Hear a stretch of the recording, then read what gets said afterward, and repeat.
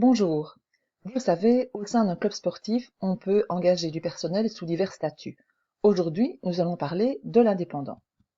Qu'est-ce qu'un indépendant? Eh bien, nous avons deux possibilités.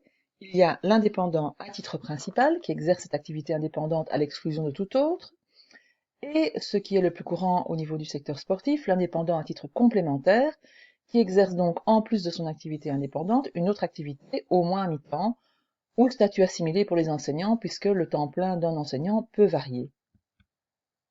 Quelles sont les obligations du dirigeant de club envers l'indépendant? Eh bien, comme par définition, il n'y a pas de contrat de travail entre le gestionnaire du club et le travailleur indépendant, il n'y a pas de lien de subordination, contrairement aux salariés.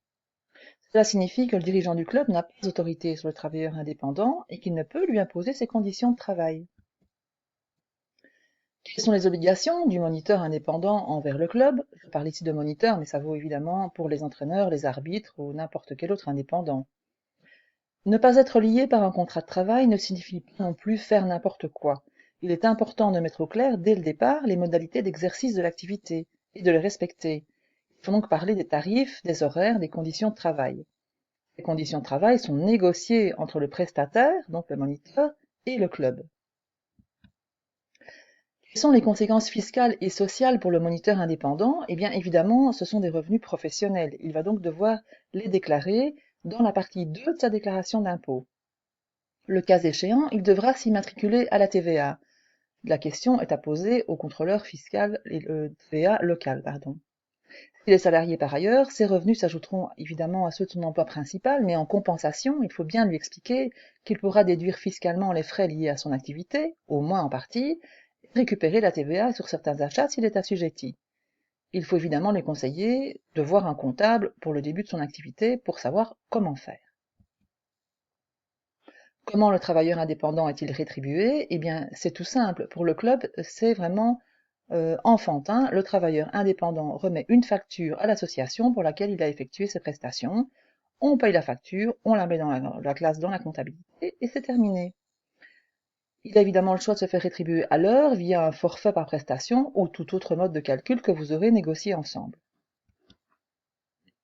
Conséquences fiscales et sociales de l'utilisation d'indépendants pour votre club.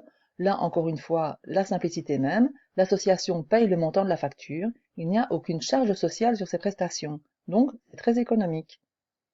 Vous pouvez aller visiter le site du SPF Finance et de l'INASTI, l'Institut national d'assurance sociale pour les travailleurs indépendants, pour avoir plus de détails et télécharger des brochures. Vous pouvez donc trouver des informations complémentaires auprès de l'INASTI, également auprès d'un guichet d'entreprise où il faut aller s'inscrire pour prendre le statut d'indépendant. Donc les guichets d'entreprise, c'est souvent les secrétariats sociaux. On ne va pas citer de marque. Aussi auprès du pôle juridique de l'AES et de l'AISF, vous avez mon adresse sous les yeux. Voici mes coordonnées complètes. N'hésitez pas à visiter le site de l'AISF et aussi le site geretonclub.be où vous pourrez télécharger des renseignements et des formulaires utiles à la gestion de votre club. Merci, à la prochaine fois.